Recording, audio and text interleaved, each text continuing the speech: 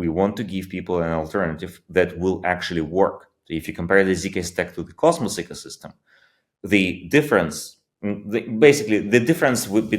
like all the similar stacks is going to be in the way how the bridges work. The bridges determine the properties of the ecosystem. What's up, everyone? Welcome back for a bonus episode this week. We got a really special announcement for you, which is the ZK stack. The Matter Labs team who built zkSync Era has now published their ZK stack, which is a more of an interoperable modular type solution for building L2s and L3s based on Ethereum. So the whole idea kind of centers around hyperchains. And hyperchains are just roll-up blockchains that have a broad design space. So you can have a hyperchain that's of Validium, meaning it uses a centralized DA provider, so it has a different set of security guarantees. And it can that lives on a spectrum all the way over to the complete other side, which would be like a pure ZK roll-up that inherits the security of Ethereum. Now, those hyperchains can be L2s and settle down to Ethereum, or they can be L3s, where a hyperchain would be settling down to the L2. So, for example, maybe you're a game developer and you don't want any of the crowded user traffic of DeFi applications taking up some of that block space. So you build your own L3 that maybe settles down to zkSync Era, which is another hyperchain. So it kind of gives you this modular stack to build Ethereum-based rollups in. And further to that, it comes with an out-of-the-box interoperability solution, which is being dubbed Hyper Bridges. And so having the same prover, so using a shared prover technology in this stack allows this seamless and trustless bridging between different hyperchains. So super exciting announcement that comes through, and we have Alex and Anthony from the Matter Labs teams coming on to really give the lowdown of what all of that actually means and why it's important. So super fun episode, but we got another couple announcements for you guys, so I'll toss things over to you, Sam. Yeah, you guys are going to be super thankful for that intro Dan just gave you too, because not going to lie, we kind of jumped right into the nitty gritty of it all, and it's a bit hard to keep it all straight, so hopefully that helps you out. But I did want to take a moment to shout out Permissionless. It's by far the most fun crypto event of the year. Went last year. We had an absolute blast. We definitely want all of you guys to come down. And if you want to buy a ticket today and get 20% off, you can use the code PODS, PODS in all caps, 20 to receive 20% off to Permissionless tickets. So be sure to do that. We will link to it in the show notes. And then we also, as always, have a quick little Atom Accelerator shill for you all. Yeah, I got to mention it. Love our great sponsor, Atom Accelerator. And if you're a builder looking for a home in this space, then you know where to go. And the answer is the Atom Economic Zone. Continued development over there. On the podcast that released yesterday, so this will be a Wednesday, June 28th, we talked a ton about duality, which is a very exciting development coming to the Atom Economic Zone. And it's really bringing this new era DEX to the ecosystem. On top of that, you have IBC, you have interchain security. The list goes on. And with USDC coming through Noble in the next couple of weeks, that's just a continued development that the ecosystem gets to be excited about. So if you're looking for a grant, or you're a builder, or you're passionate about some piece of the ecosystem and you think you can add value, then be sure to reach out to the Atom Accelerator. I'll put a link to their website in the show notes. So be sure to check that out. And they're giving grants on a rolling monthly basis of $10,000 to $1 million. So again, be sure to check them out with the link in the show notes. But without further ado, we can jump straight into things with Alex and Anthony from Matter Labs. Alrighty, everyone, welcome back. We are joined today by Alex and Anthony from the Matter Labs team to discuss an exciting announcement. Appreciate you guys coming on. This has been a long time coming, getting this out the door. So I'm sure that there's a huge weight off your shoulders just to kind of get everything out there. But real quickly, I'd love to get the announcement from you. So what is the big news and what was released today? Maybe I'll toss it over to you, Alex. Absolutely. We're happy to. Thank you for having us. So we announced the release of the ZK Stack. What's ZK Stack? It's the next step of the evolution of zkSync project. We started out as a mission-focused project, deeply mission-driven. We wanted to scale Ethereum. We want to scale public blockchains to get to mass adoption, to accelerate the mass adoption. And we started by focusing on the core technology first. We built the first version of zkSync, which is now known as zkSync Lite. It's a specialized rollup for payments. Then we made the next huge step in bringing the first ZK EVM into production, which is known as zkSync Era, which is the first network, which is the first blockchain in our network. And now we're taking the code of zkSync era and we're giving it over to the community. This is something that we planned actually from the beginning, but now it's actually official. We unveiled the plans for zkSync to be bigger than just one blockchain. We're giving you a framework which you can use to build your own chains, which all can be part of this big interconnected ecosystem with shared liquidity, seamless interoperability between the chains, fully trustlessly with minimal costs. And this is something that has this hyperscaling property. It can scale to accommodate any need that will arise for this emerging Internet of Value. That's roughly the idea of the ZK stack. Great. I appreciate that intro. And just to zoom out a little bit, you guys also published your manifesto of sorts on GitHub just a little bit ago. It's called ZK Credo. So I was hoping you guys could kind of dive into that, why you felt the need to kind of release a vision of sorts to kind of align the community and what the core values are. The ZK Credo is something we actually used internally for years, not a release of this manifesto or of these ideas. It was more a codification of them, just putting them in a shape and in some solid form that can be discussed by the community, that we can use strict definitions for. We can formalize the North Star, the criteria of how we achieve the mission. But we viscerally understood them all these years as we were building things. We were building the first version, the second version of zkSync protocol. We were guided by those principles implicitly. Now we just wanted to make them explicit. It's a first draft. It's open for the community to comment, to make PRs on GitHub. We want to formalize it, collect enough feedback, and kind of come to a consensus of what this ethical framework is for basically for all ZK powered network, because it's very generic. It's not specific to zkSync.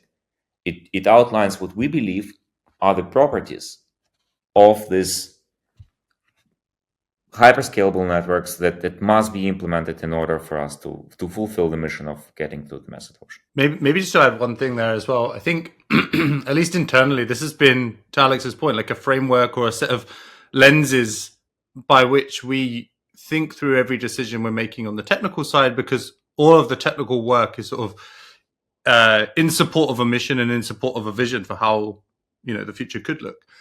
And as we're at this point now with zkSync, where we're, this inflection point where we want the community to be involved, we want the community to start driving things in a way that it's not just Matter Labs, and it really opens up. And I think this is where we are, obviously, with the ZK stack. It's really important that these principles are like foundational to the way that, this work happens. The technical work is in support of something, and this vision is something that we wanted to socialize our perspective and start to work with the community to refine, to hone, to discuss. And this inflection point, I think a lot of these things kind of coming together is because of this is where we are on the technical side, and we need to do it in service of the broader mission. That's awesome. I love how you guys have kind of like laid down these base principles and ideals that you're kind of using to build out your vision. But I wanted to kind of dive right into the ZK stack now and really start unpacking like what this is and who it's for. So if we look at the L2 landscape today, Arbitrum has Orbital, Optimism has the OP stack. How is the ZK stack different? And what are the primary benefits of using ZK over the optimistic designs? Sure, I can maybe start with a quick outline of what it is, and then we can talk about why you might consider it and some of the advantages. So to start with what it is, so the ZK stack, so kind of at a glance, is, you could argue, like the generalization of the code base that we've built and have been developing for Era, but starting to also, give the toolkit, the template for what we're calling like hyperchains and this sort of vision for hyperscale. This could be built on this technology. So in scope, sort of from the technical perspective for the ZK stack, are the core components that we have developed for Era. There will be more coming as we kind of make the system more configurable, more modular, and so on. But it would include things like the sequencer, the circuits, the prover, the system contracts, bridging interfaces. So it's definitely sort of the core components that you would need to deploy if you wanted to deploy a hyperchain, a version of a system that looks a lot like Era. It will also include things like the tooling around that. So the compiler, SDKs for configuring things, CLIs. So essentially, it's the set of things that you would need if you were a development team to be able to deploy a version of this system that looks like Era today, but over time could be more flexible and designed in different ways to support different use cases. So it's this free, fully open source piece of code, composable design, configurable design, and essentially this is what the ZK stack is. Alex, not sure if you have anything to add to that, but this is at least what exists today, and then we can talk more about obviously where we're going with the system. Yes, and I want to answer the second part of this question. Why ZK stack? So yes, you're right. There are a couple of things you can use today to build your own chains. There are optimistic rollups. There are things that even are not non-rollups that you could build to just deploy on a chain, which is like separate to Ethereum or inherits some security. The problem with those approaches is that they use these older technologies. If you build your own stack, if you build a chain that is based on Ethereum, like let's say you built an optimistic rollup, it's going to be very hard for you to transition to these newer technologies. You can do this potentially, but then you will not be able to leverage this kind of what we call superpowers of the ZK, because you need certain design decisions must be taken from the start. If you don't put them in from the start, it's really, really hard to change. So we bring this is happening with every technological shift in the past. You go from Zeppelins to airplanes. You cannot just replace the engine. You need to build, to change the entire infrastructure. You need to change the hull of the aircraft. You need to do different aerodynamics and so on.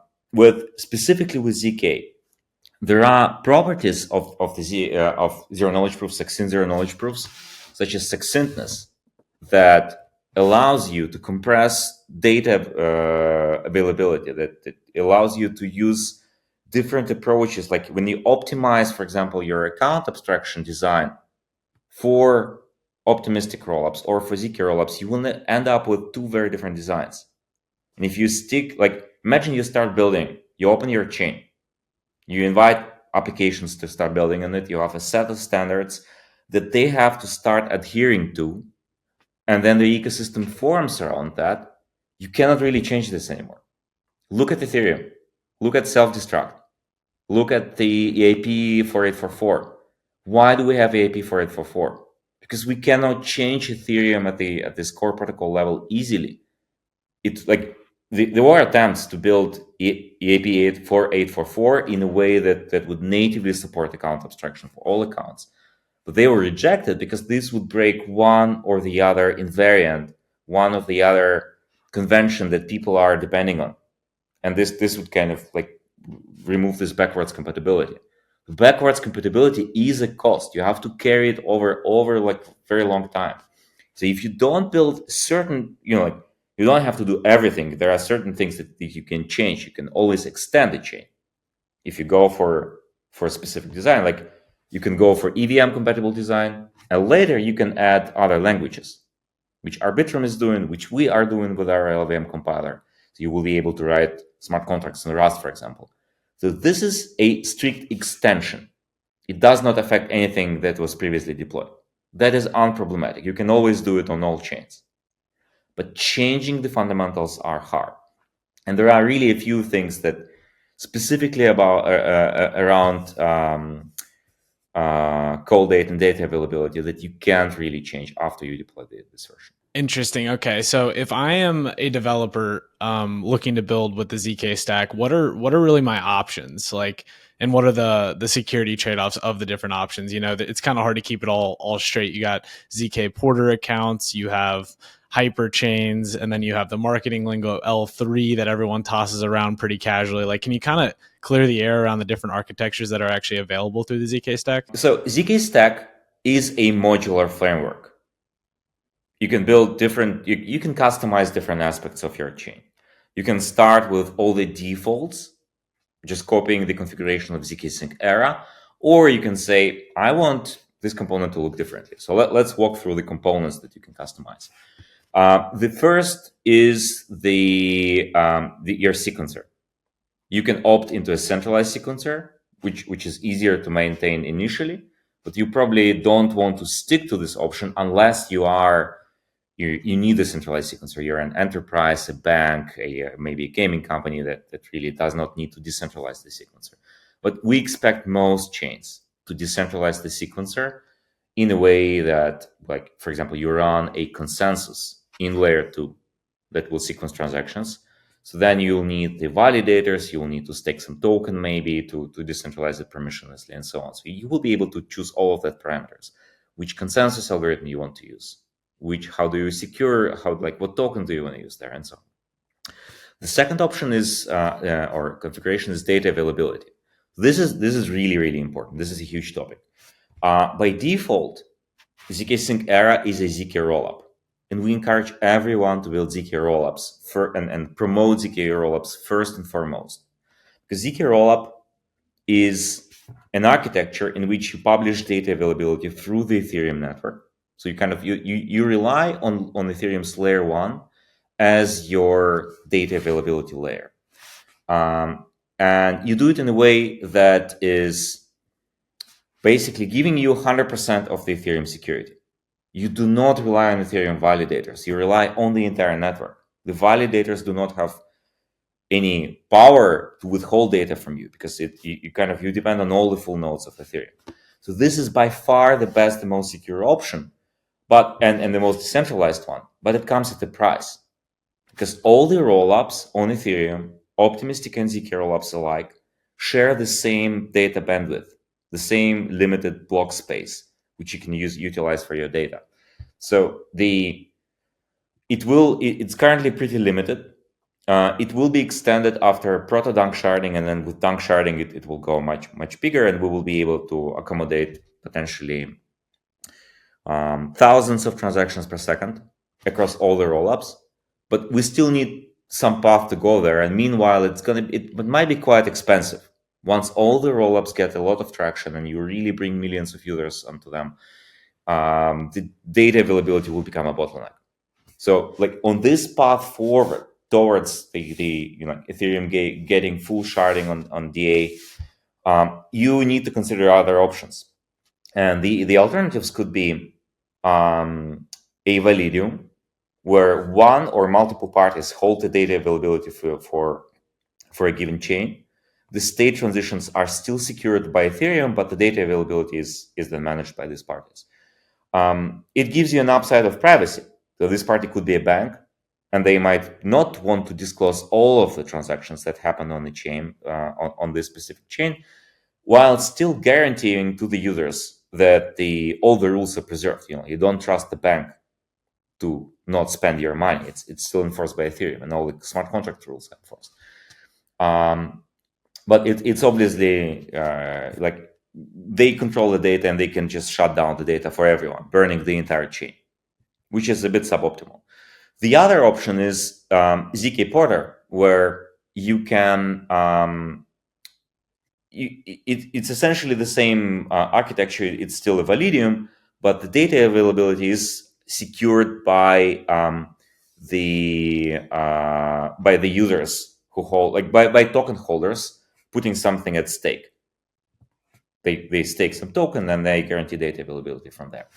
Now, depending on what token you use, you get different properties, but roughly, if you use some stable token, it would be suicidal for them to burn all of the stake.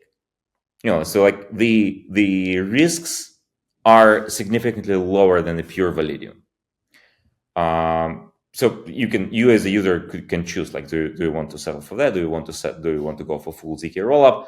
And in the zkSync architecture, because it's designed like this from the beginning, you can have what is called officially volition.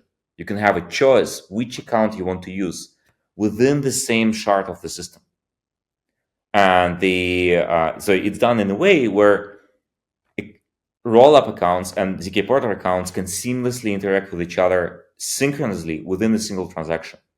What this practically means is ZK Porter users will be able to interact, let's say, with Uniswap or with Balancer, with Curve, with all the DeFi protocols on the ZK rollup side, where the whales hold all of their liquidity. very, very cheaply because they don't have to pay, like the data availability is going to be amortized. So this is one very interesting, flexible hybrid option. I think to a first approximation, these are going to be some of the most interesting areas. I think there will be, in the fullness of time, other pieces that can be configured. We can talk about decentralization of the prover or centralizing of the prover. But yeah, to first approximation, I think data availability and the options around the sequencer are going to be the most interesting because it is where you probably are able to customize the stack the deepest, at least initially. Yeah, and I think on top of that, you can just customize the various, like you could put different restrictions on the stack. For example, you can say, I want to launch this chain, which will only host this one application. I don't want any, like any DeFi apps there that will clutter the sequencer space with something irrelevant. It's just a chain for this specific game. So we only deploy this one contract on this chain, and then you interact within the bounds of this contract, or you can only deploy contracts of this type. So you can like you have full freedom to shape all aspects of the experience on the chain, depending on what you need. And on top of that, you can also choose different privacy options. As I said, like if you have a Validium, you get privacy out of the box at the expense of decentralization and full Ethereum security.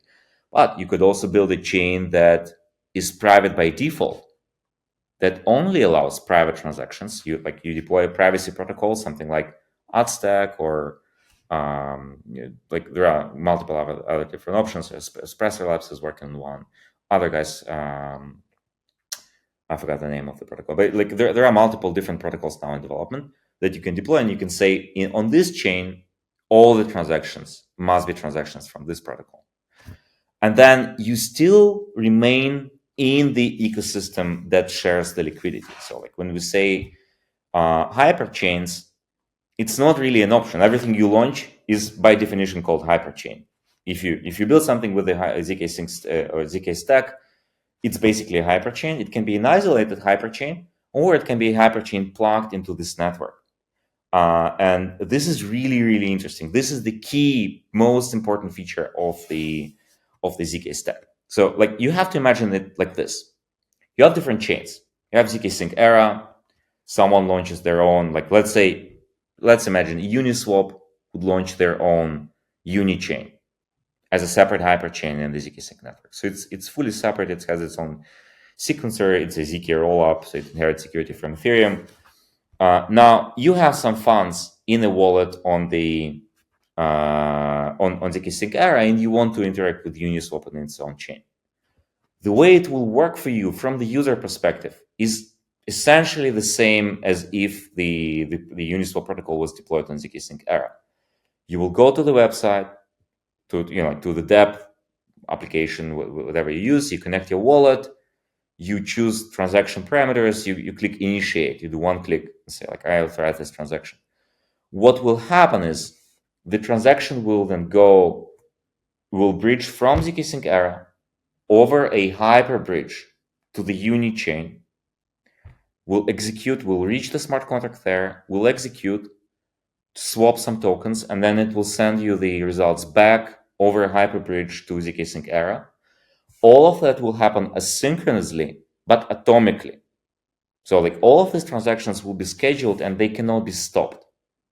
They will have to you will be able to enforce them as long as the chains remain live. The transaction will fully come through, and if they stop, then subject to the security liveness assumptions, you will be able to process it there.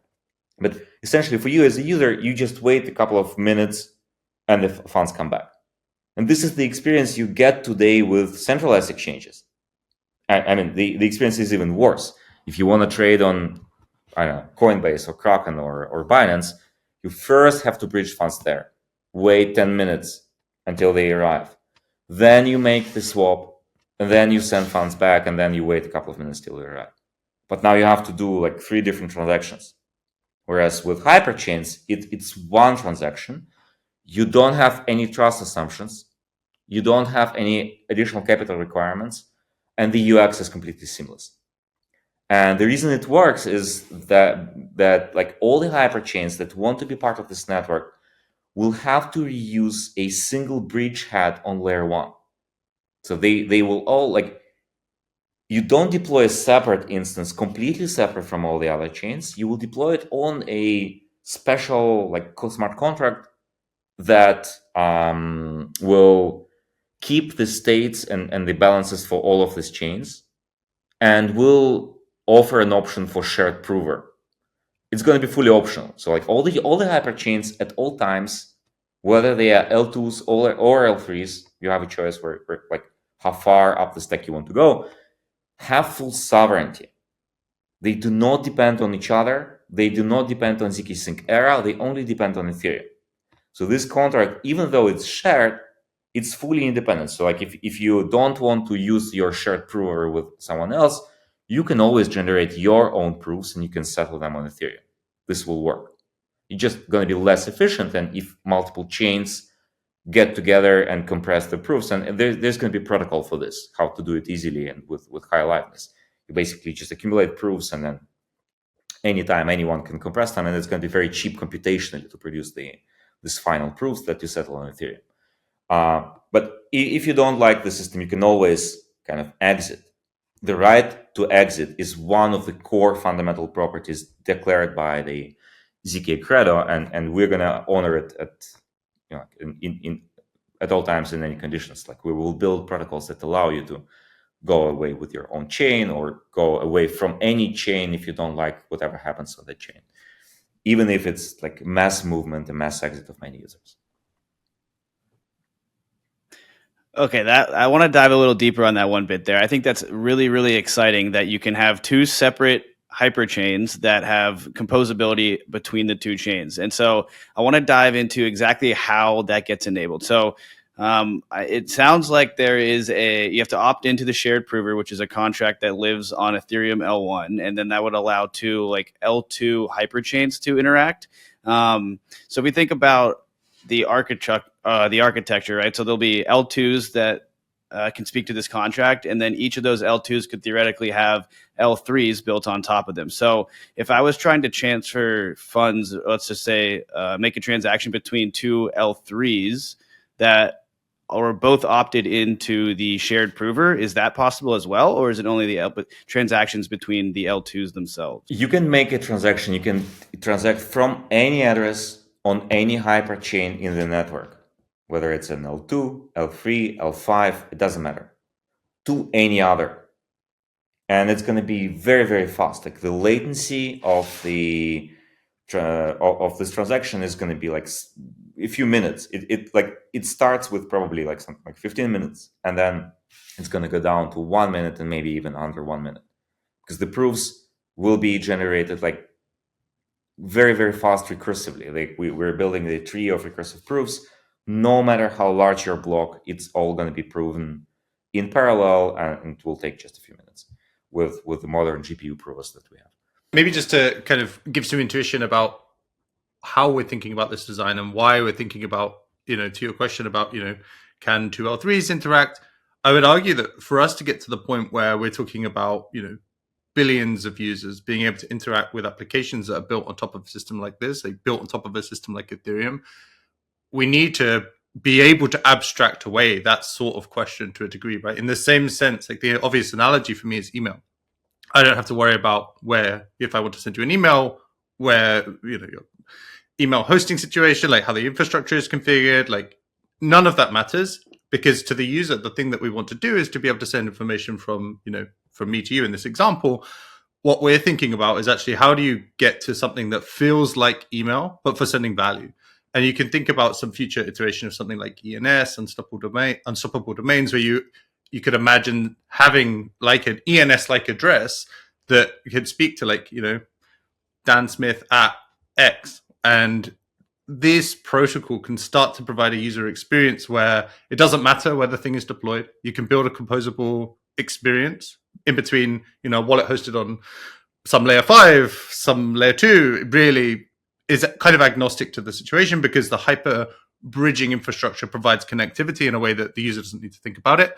And to first approximation, application developers shouldn't really need to think about it, right? You're building to an interface, and the interface can look constant, independent of whether it's an L2 or whatever configuration of the ZK stack. Interesting. Okay, so something that you guys talked about that's from the Credo, as well as just a core value of what you guys hold, is like sovereignty and the ability to exit. I get that from the perspective of like the individual chain, but if I'm a user on an L3 and I want to return to the L1 and something's going on with Era, like how exactly can you force include a transaction to the L1? Like, what really is the security assumption from the user of the user or the perspective of the user? Like, how hard would it be to actually get your assets back to layer one?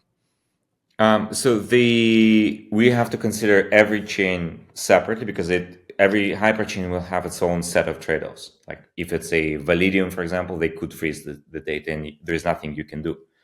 But you can try to do something. You can request an exit, and then if your request is not respected, then the entire chain has to hold. For zkSync Era specifically, it's first and foremost a ZK rollup. Most accounts, and we encourage all the users who can afford it to have an account on the ZK rollup. And for ZK rollup, we will have something called a mechanism called the priority queue. So you can always go on layer one and submit your transaction there. You don't have to provide or generate any zero knowledge proofs. You just submit you basically self-sequence. You sequence your own transaction there, and it is supposed to be included in the next block within some time frame, some deadline by the validators of zkSync Era. If it's not included, the protocol will hold and enter the priority mode where anyone can sequence transactions, like whatever is in the priority queue has to be processed. The protocol will just not work until the priority queue is emptied. And since the priority queue will have a kind of predefined sequence of transactions, it's going to be easy for anyone to generate these blocks and produce the proofs without any race conditions. Because the transaction sequence is predefined, there is no race. You know exactly what's going to go in which block, so you can build that. And when you generate the proofs, you can do it in small chunks. And then, like if no one else generated the block, you just submit this block, and you collect the fees that the users who are requesting transactions to exit will have to put in there. So it's kind of a game theoretically stable system. It's not that someone needs to do selfless work to make it work. It just like it will stop, and anyone can do the work for being compensated for this work.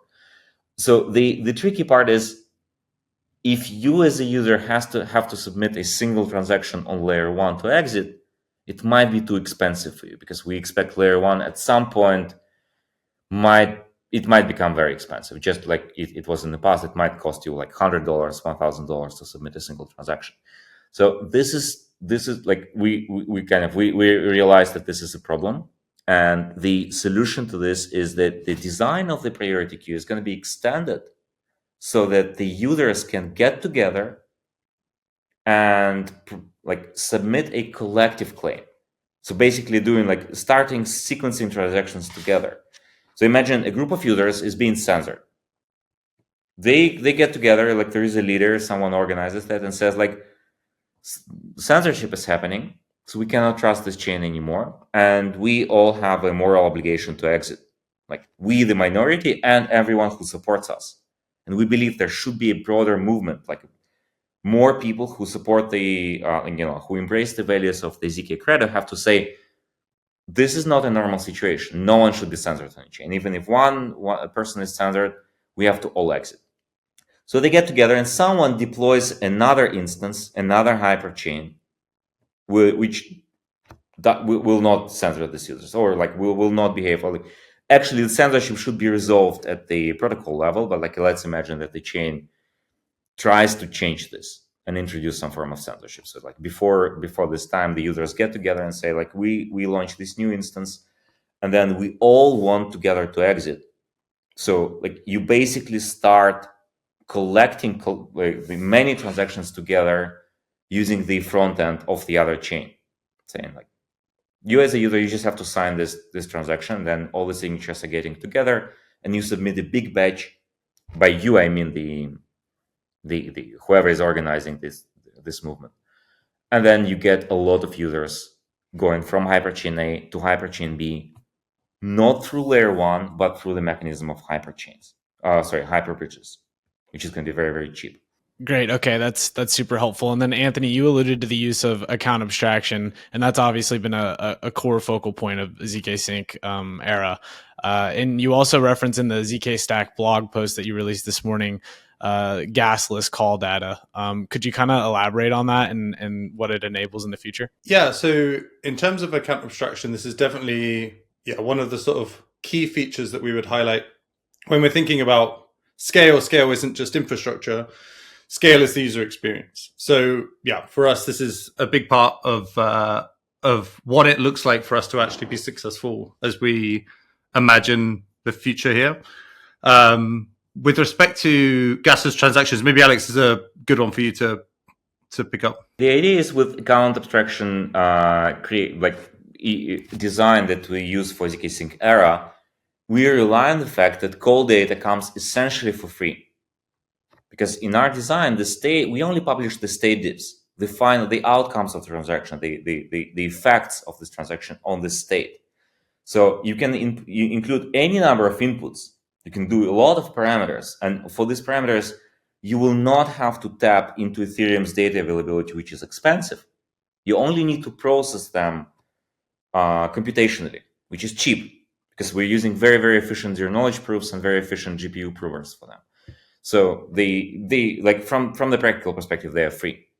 So our design leverages this fact. You could put signatures that are coming from the biometric devices on your phone, for example, which are going to be much larger. You can put a lot of parameters. You can put a lot of invariance into this transaction. You can put a lot more safety for the users, because you can say, as a result of this transaction, my account has to remain like this. I only want to allow modification of this and these tokens, and I am only authorizing to spend this token up to this limit, and so on. You can put all of these parameters in there, and the resulting transaction is going to be as cheap as a simple transfer on Ethereum. Yeah, the way I would think about account abstraction generally is that I think of it like we've designed this or thought about this in a way where developers should have some freedom to customize their payment interface to a way that makes sense for them at scale, right? So account abstraction isn't necessarily one thing, but you can think about,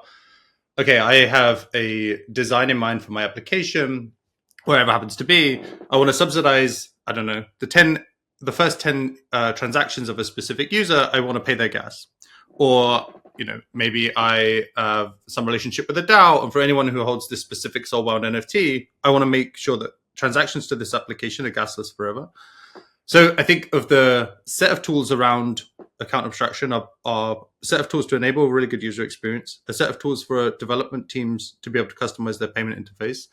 And then related to what Alex was saying is the cost of these transactions, you can benefit from the implementation of state diffs such that you don't necessarily have transactions that look incredibly expensive as a function of the complexity of what developers are choosing to do with them. So is it fair to think of this architecture as a bit like when I open my Chase mobile banking app, for example, I've got a checking account, a savings account, a brokerage account, etc. So maybe I'd want my funds to rest on zkSync era, where it has strong security guarantees, my savings account.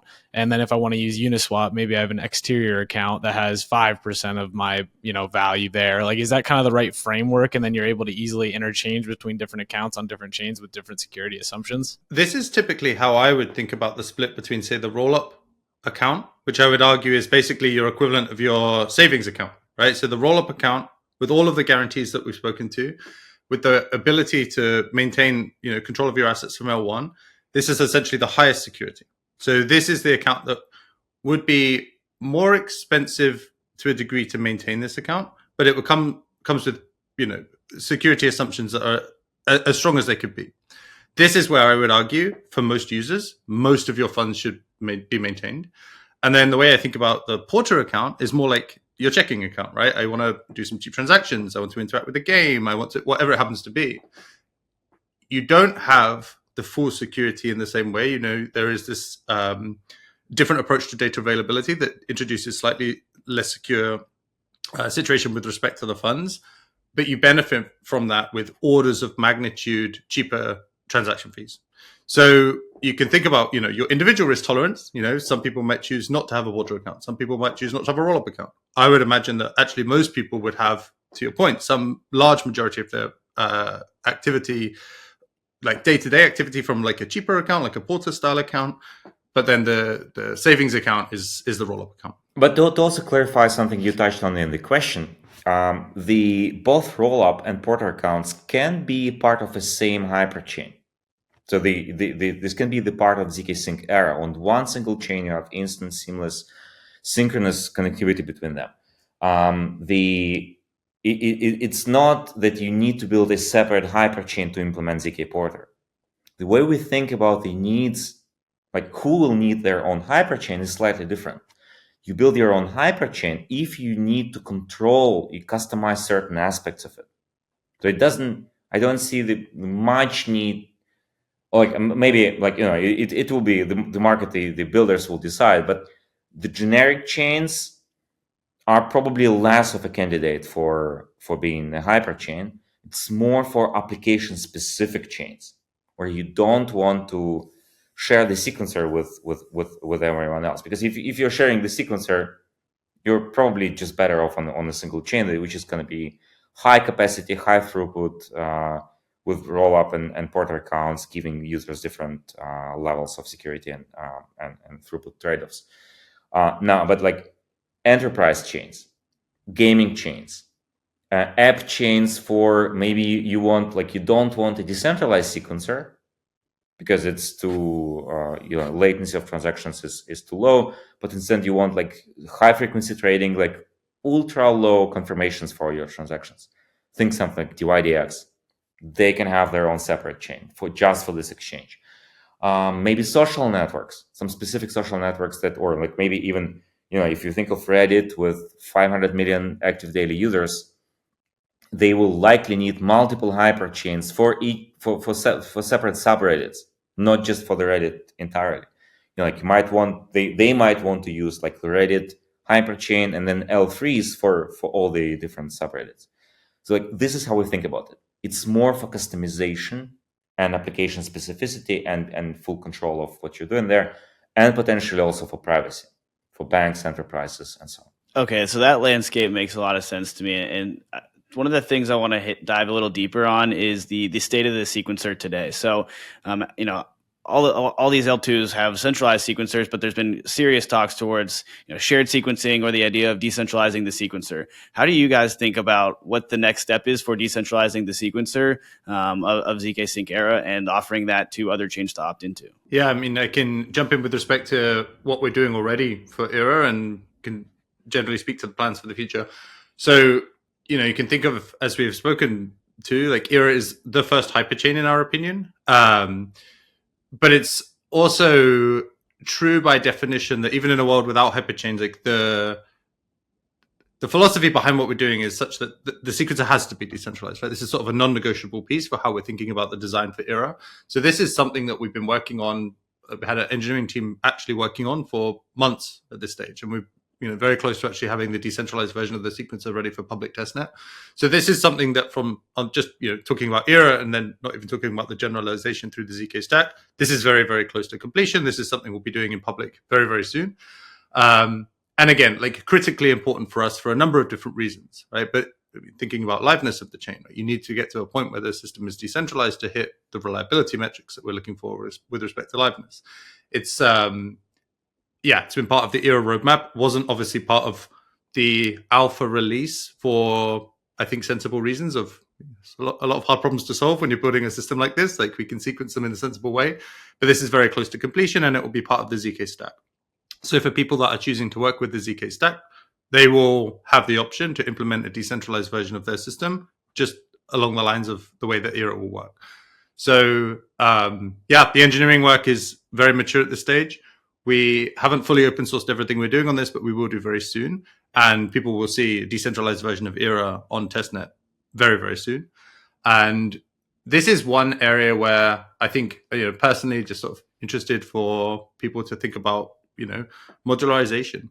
Are people interested in building different consensus algorithms? Like when we think about ZK Stack, I think in the fullness of time, or at least the way I think about it, it'd be nice for the community to be able to contribute modules which aren't necessarily implementing things exactly in the way that we have implemented them in Era, but providing some flexibility for different use cases. So we will have, I would argue, like the first version of the decentralized sequencer available for people to run on their version of the ZK Stack, or obviously we'll be deploying as we decentralize Era.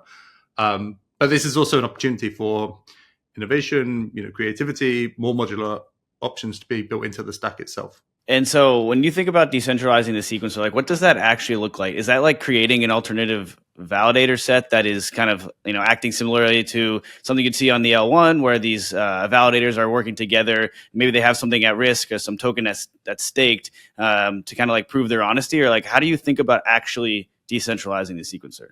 Yes. So the idea would be that you have a validator set at L2 that are performing the role that we perform with the centralized sequencer today of, ordering and processing the transactions. We have a design, like I mentioned, for what this looks like for Era, and we will be talking about that a lot more in the coming months. We'll be rolling this out, and you can imagine, what this looks like.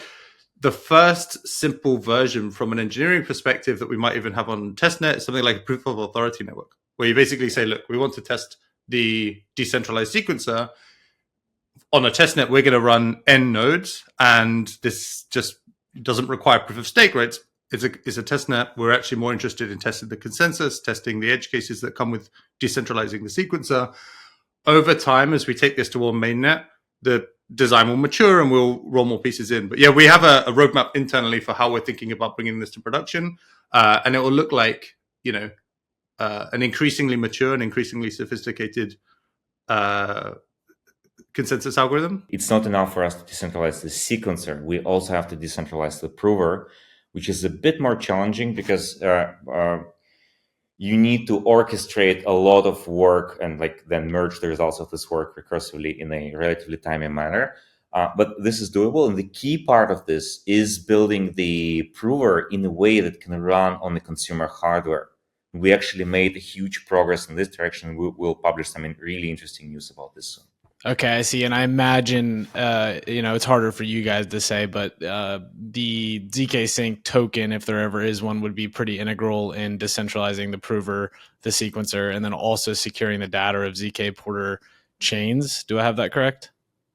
We will publish separate designs on this. There are important aspects to take into account, but in general, I can say that we don't have better mechanisms to decentralize permissionlessly other than the token at stake.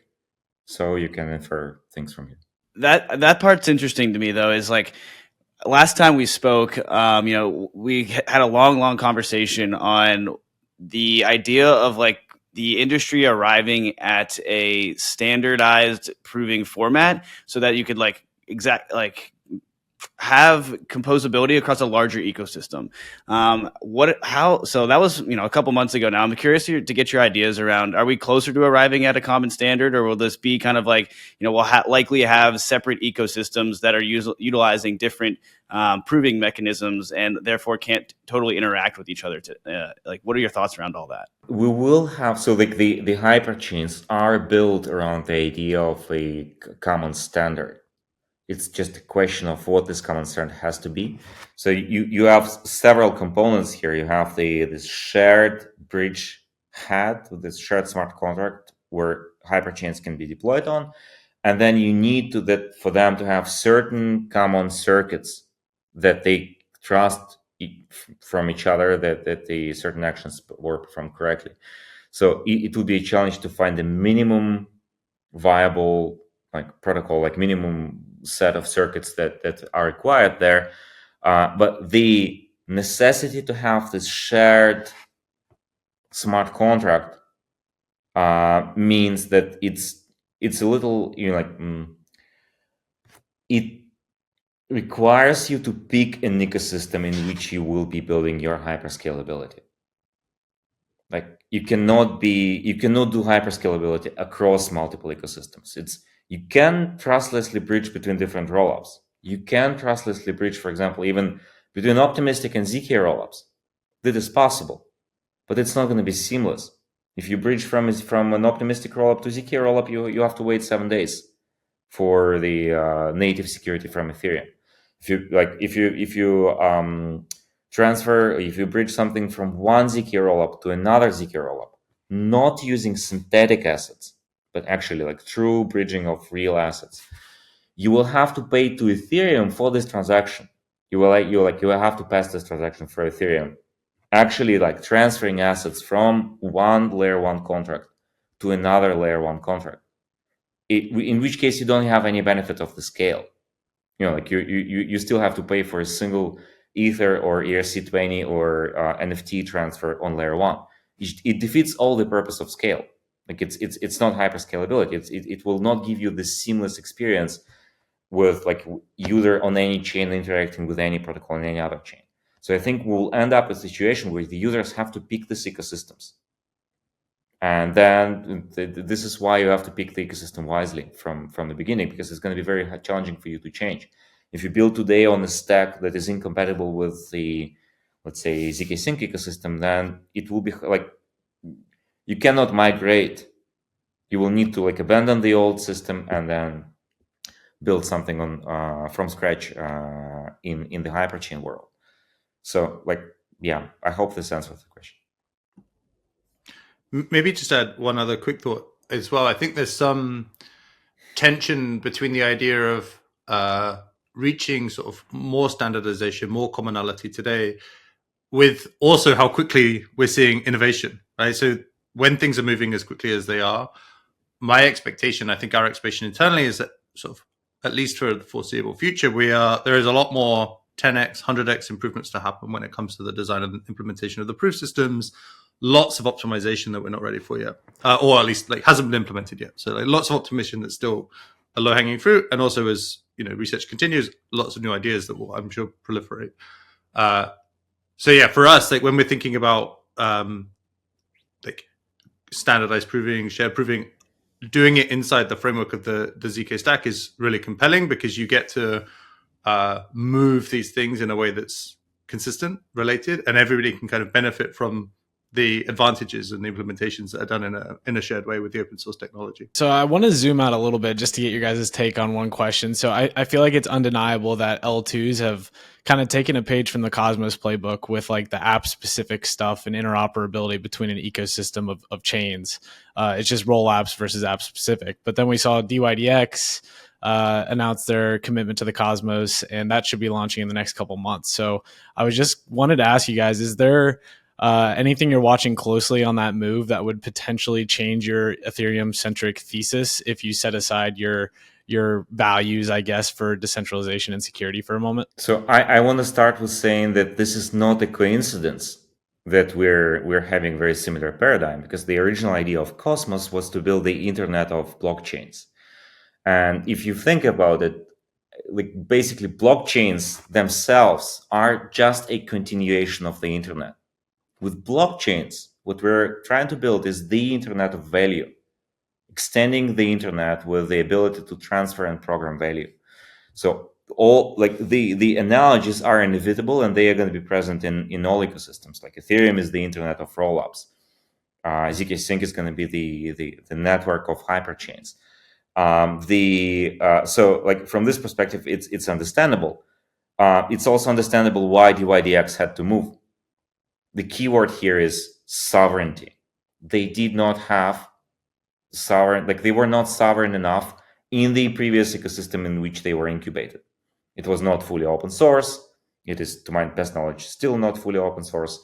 It would not be, they did not have something like the priority queue, so you could not enforce transactions to be exited unless the validators of your network agreed to this, and so on. And they clearly needed more control and more decentralization, and they did not have anything available back then other than the Cosmos chains, the Cosmos SDK, Tendermint, where you can just plug in your consensus, and it's a modular framework where you can build stuff. And for whatever reason, they were not happy with the optimistic stack alternatives that were available back then, because like having been ZK built in the first place puts you in a position where like you don't like 7 days delays and stuff like this. So This is why we're building the ZK stack. We want to give people an alternative that will actually work. So if you compare the ZK stack to the Cosmos ecosystem, the difference, basically the difference between like all the similar stacks is going to be in the way how the bridges work. The bridges determine the properties of the ecosystem. If the bridges are trusted, they are not different from extended multi-sigs. So you have, like, you introduce trust assumptions. You cannot bridge from one chain to the next and then from there to the next and to the next. You can do this multiple hops of trust because you're going to be accumulating trust assumptions severely. It's not scalable. It's not trustless. It's not the spirit of blockchains as we know them, the decentralized Satoshi vision. With hyperchains, we like the thing that makes hyperchains is hyperbridges. So this name is derived from the internet idea of hyperlinks, which take you from any page on the internet to any other page in exactly one click, and zero trust assumptions, because if the link is HTTPS, then you know for sure that you're landing on the right page, right? Like, you don't have to think about the architecture underneath. All you need to know is like it's seamless, cheap, one click, and trustless. And this is what hyperbridges enable. And we've touched a little bit on the architecture, on the aspects like how exactly this works. We encourage the listeners to actually go into the docs and read the posts, and we did our best to expand it, and we will have an AMA where we encourage people to ask questions, and we're happy to engage and try to provide more clarity there. But with hyper bridges, you rely on math, cryptography, and Ethereum, and nothing else. On Ethereum as a whole set of the entire set of Ethereum validators. With with Cosmos chains, you rely on Cosmos validators. You have to trust some group of people. This is the key difference that determines everything else. That's fantastic. I want to give I want to try to like sum this up and tell me if this is like the inaccurate way to kind of explain what the ZK stack really is. So the ZK stack gives you the ability to create a network of blockchains that are called hyperchains, and they can take the form of either an L2 or an L3 depending on what the use case particularly is. And the actual design of the hyperchain can vary. You can use a Validium that maybe has different security guarantees because it uses some centralized DA layer, or you could build the opposite end of the spectrum, which would be like a pure ZK rollup that posts all of its data down to the L1. So there's like a design space within the hyperchain itself, as well as like kind of where it's situated in the stack, again being an L2 or an L3. And then all of these hyperchains have native communication between them because of the shared prover system that enables the hyper bridges that you just spoke to. Is that like a good way to kind of sum up what the design space of the ZK stack really is? That was an amazing summary. It's extremely accurate. Okay, perfect. I love that. All right, so this kind of just gives you this full interoperability space to really kind of create into. And I just want to have one more question for you of like, what do you think is have you talked to any teams that are like excited to come build out their own hyperchain, and like what's the leading kind of like design choice? They don't have to like speak to exactly who it is, but rather like what they're building and why they think a hyperchain is the right solution for them. Yeah, I can jump in. So we've got some really exciting early partners. I think with respect to announcing specific names, I think I will leave it for them to make their own announcements, and I'm sure many will be coming soon. The choice of partners early on was not accidental. So one of the things that we wanted to do was start to sort of sample the possible landscape for different use cases. For example, in a world where you'd picked 3 different banks, probably the solutions that they would have chosen would look somewhat consistent. So we've definitely got a cross-section of partners who are doing different things. Maybe surprisingly, maybe not, that one of the big early use cases that people have wanted to explore was what a Validium would look like.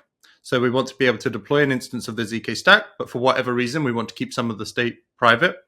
And there are different reasons that different partners have got for, wanting to make that design choice. But yeah, what we'll see in the coming months is we will see progress in public from I think, of the order of 4 or 5 key partners that are building towards, their own particular solution with the ZK stack. But definitely in terms of some of the early use cases, they want to be able to have, interoperability with the broader ecosystem. They want to be able to interact with the credibly neutral platform that I think is Ethereum. But for whatever reason, and there are different reasons behind this, they want to keep some of their state have different choices with respect to data availability, such that not everything is fully public. So this doesn't look consistent partner by partner. They have different reasons for doing so and made different design choices. But this is one of the interesting areas that we've seen explored with the first few people that we've been, sort of privately thinking through some of this before being ready to do it as publicly as we are now. And then last question for you guys. You've already been so generous with your time, but just a real quick one. So in your blog post, you mentioned being able to use external DA layers for data availability services, obviously. So would you lose some of the interoperability benefits if you would choose maybe like a Celestia or EigenDA to post your data to as a hyperchain? Not at all. You will they will determine the security properties of your hyperchain. But the beauty of it is, as soon as you move funds from one hyperchain to the next, the original hyperchain doesn't matter for you. This is not the case for Cosmos, but this is the case for us. Even if the original chain crashes, collapses, the data availability is not working there, you're safe because you just moved it to some ZK rollup. It's the choice, it's sovereign choice of each participant, does not affect anyone else. Interesting. All right. Well, thank you guys again so much for coming on and being so generous with your time. We love getting to talk to you too every 3 to 6 months. So we'll have to do it again, but I'll toss it over to Alex maybe first, then Anthony, we can go to you if you guys just want to share where you can learn more about zkSync, what you're building, and maybe where to find you on Twitter. Well, we are on Twitter under zkSync, and we publish all updates there. We encourage you guys to take a look at our code base and consider contributing or applying to join our team to help us build scalable blockchains. And thank you for having us. It was a fun conversation. Loved it. Yeah, maybe just to add, we would love really feedback on the ZK Credo, comment. We've got everything open in public on GitHub now. We would love for some discussion with the community. For anybody who's interested in building or thinking through solutions for the ZK stack, don't hesitate to reach out. We'd love to chat and love to discuss more as the system evolves. Awesome. Take it easy, guys. Talk to you next time.